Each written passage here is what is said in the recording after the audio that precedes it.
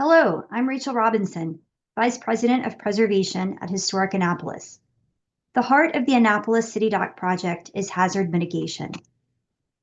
Our low-lying historic seaport is vulnerable to rising sea levels and storm surge made worse by climate change. The City Dock Resiliency Project, in the form of flood barrier protection and stormwater management, will attempt to reduce or eliminate the impact of water at the heart of our historic district. This work is critical to preserve and protect the buildings and businesses in the project area and the heritage tourism economy that they support.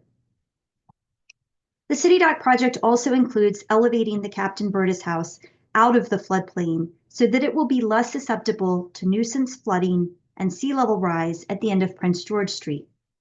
Please see our recent video on the Burtis House for more information about the elevation and adaptive reuse of this cultural landmark. In this video, we'll walk through HA's main concern with the City Dock project, which is the Maritime Welcome Center. We believe the building as proposed is 2 times too big. Normally, we do not weigh in on the proposed use of a building as long as the use conforms to zoning and does not have a detrimental effect on the property or the historic district. In this case, however, the proposed uses for this addition to the Burtis House are dictating the size of the structure and making it unnecessarily large. To better understand where the Maritime Welcome Center design stands prior to going through local review at the Planning and Historic Preservation Commissions, let's revisit how we got here. The dedicated work of the City Dock Action Committee, or CDAC, a community partnership led by Historic Annapolis and the City of Annapolis, culminated in the consensus plan presented to the city in 2020.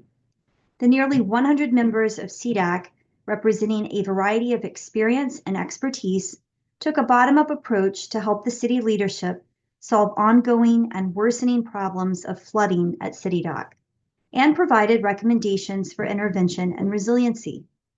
The consensus plan's guiding principles did include offering new facilities and services for boaters and visitors at the waterfront, and restoration and adaptive reuse of the Burtis House. The specific recommendation of the Design/Placemaking Working Group, which was co-chaired by the now project architect, was to repurpose the Burtis House and build, quote, an adjacent one-story structure close to Burtis to provide any needed overflow for transient boater supplies and facilities, or to house electrical utilities for docking, end quote. That recommendation has morphed into the design of an adjacent structure that would dwarf the historic Burtis House and break the street face of the existing buildings while compromising the axial view at the end of Dock Street. After CDAC, HA worked with architect Michael Dowling on a feasibility study for the Burtis House, which included the framework for a compatible addition to the structure. This concept is contemporary in design, but echoes the massing and form of earlier buildings in the area and does not overwhelm the Burtis House, even though it is larger in square footage. As you can see in the following slides, the design for the proposed Maritime Welcome Center has evolved and improved over the last couple of years. We believe the most significant improvement is the rotation of the building 90 degrees so that the ridgeline of the roof corresponds to the adjacent properties on Dock Street and to the Burtis House behind it. This is an example of how public comment can influence and improve a development project. The project team heard from stakeholders that the previous design did not welcome people from the land and the water. That condition has been improved with this rotation.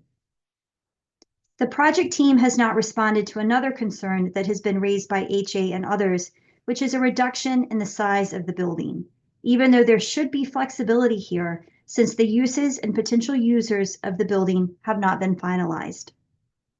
Since this current design was unveiled in May 2024, there have been several presentations to City Council, City Commissions, and one CDAC meeting where community members could participate indirectly, but at none of these meetings has the community been able to voice direct public comment about the current version of the Maritime Welcome Center. What's next? The site plan and design of the new Maritime Welcome Center must be reviewed and approved by the Planning Commission and the Historic Preservation Commission, respectively. We are told that the Planning Commission hearing could happen in November or December, with the HPC hearing to follow. These meetings will be public hearings where citizens can submit testimony in writing before the meeting or make a comment at the meeting.